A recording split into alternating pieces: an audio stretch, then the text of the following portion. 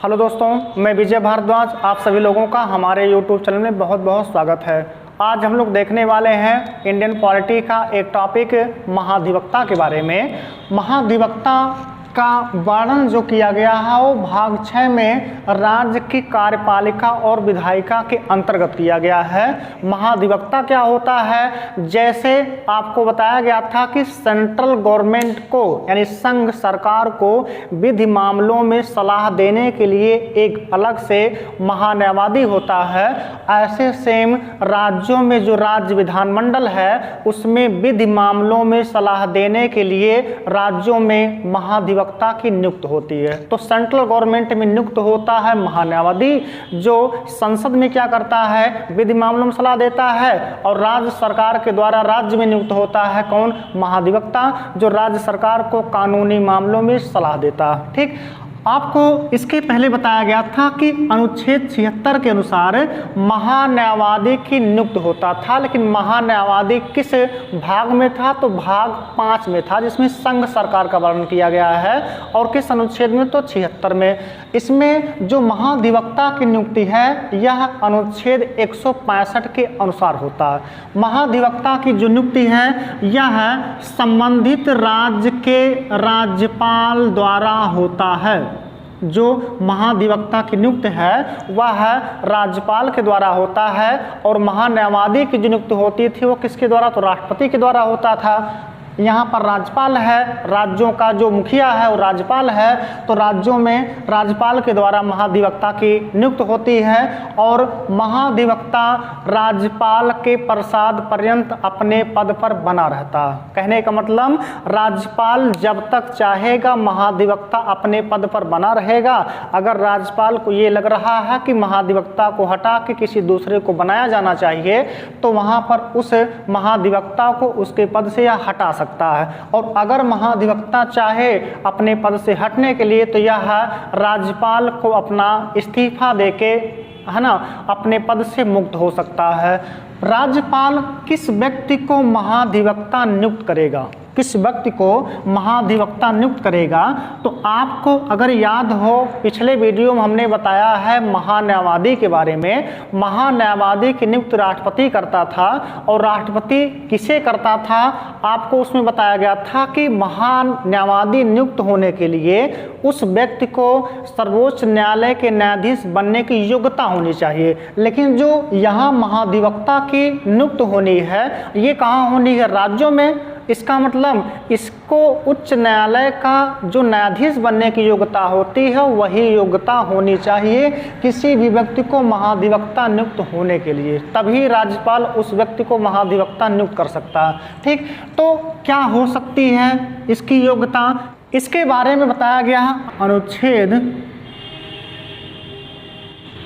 217(3) में। अनुच्छेद 217(3) में बताया गया है कि किस व्यक्ति को उच्च न्यायालय का न्यायाधीश नियुक्त किया जा सकता है, और उच्च न्यायालय के न्यायाधीश नियुक्त होने की योग्यता ही होती है महाधिवक्ता के नियुक्त होने की योग्यता। इसका मतलब राज्यपाल उसी व्यक्ति को महाधिवक्ता नियुक्त करेगा जिसके पास उच्च न्यायालय के न्यायाधीश नियुक्त होने की योग्यता हो।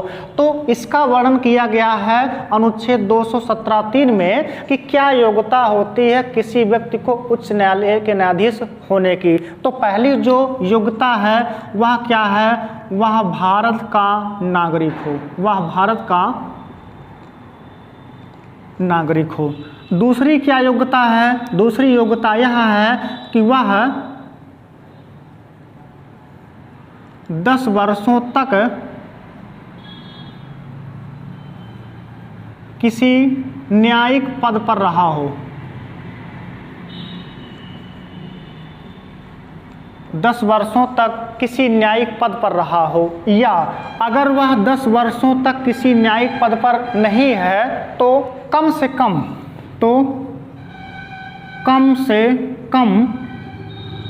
10 वर्षों तक किसी उच्च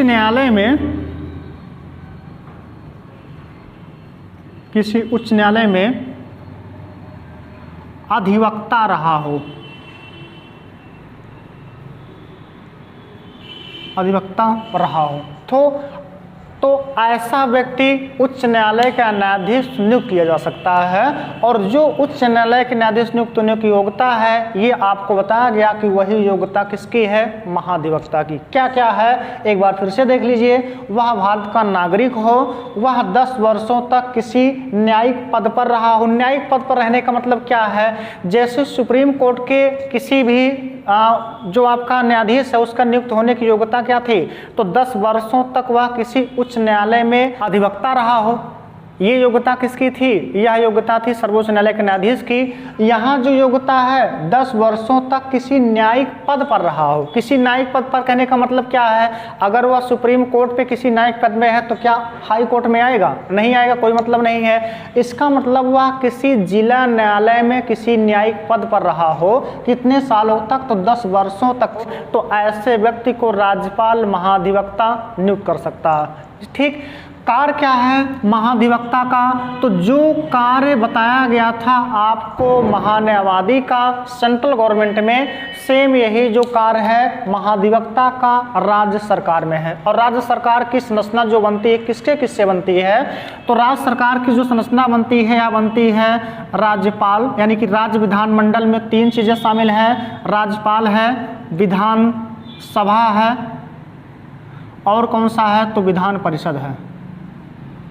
विधान परिषद, विधानसभा और विधान परिषद में ही विधि का निर्माण का कार्य होता है, यानी कि कानून जो बनते हैं विधानसभा और विधान परिषद है तो बधाई हो, नहीं है तो कोई दिक्कत नहीं है, केवल विधानसभा में ही काम चल जाएगा। तो यहाँ पर इसी विधानसभा में महाधिवक्ता भी बैठता है और निगरानी करता है जो नियम कानून बन रहा है क्या वह संविधान के अनुसार है, क्या वह नियम लागू होने पर किसी भी नागरिक के मौलिक अधिकार का हनन नहीं करेगा। अगर ऐसा कुछ भी कोई नियम राज्य सरकार बना रही हो जिससे लग रहा हो कि संविधान के अनुसार किसी न किसी व्यक्ति के अधिकार का अतिक्रमण हो रहा हो, हनन हो रहा हो, तो वहाँ जो महाधिवक्ता है वह क्या करेगा, विधानमंडल में सूचना देगा कि यह विधि युक्ति सम्मत नहीं है, इसको निरस्त किया जाना चाहिए। कहने का मतलब केवल जो महाधिवक्ता है कानूनी मामलों में सलाह देता है, किसको, तो राज्यपाल को देगा, और जो विधानसभा है विधान परिषद है उसमें जो कानून बन रहा होता उसमें देता। ठीक, यह भी विधानसभा में बैठता है। जैसे कि महान्यायवादी के बारे में बताया गया था कि महान्यायवादी लोकसभा राज्यसभा में किसी में भी बैठ सकता है, किसी भी मुद्दे पर वह अपनी बात को रख सकता है, यानी कि भाषण दे सकता है, लेकिन वह मत नहीं दे सकता था। क्यों, चूंकि वह सदन का सदस्य नहीं था। ऐसी सेम कंडीशन यहाँ पर है महाधिवक्ता का। महाधिवक्ता विधि मामलों में सलाह तो देता है, कोई विधि बन रहा हो तो उसमें अपना अभिभाषण भी दे सकता है, यानी कि अपने मुद्दे को भी रख सकता है, लेकिन वह विधि निर्माण में वोटिंग नहीं दे सकता, मत नहीं दे सकता। क्यों नहीं मत दे सकता है, क्योंकि महाधिवक्ता ना तो विधानसभा का सदस्य है और ना ही विधान परिषद का सदस्य है। इसीलिए यह किसी भी विधि निर्माण में अपने मत को नहीं दे सकता या किसी भी कार्य में अपने मत को मतदान नहीं दे सकता। ठीक दोस्तों, अगर आपको वीडियो पसंद आता हो तो वीडियो को लाइक कीजिए, शेयर कीजिए और चैनल को सब्सक्राइब करना ना भूलें।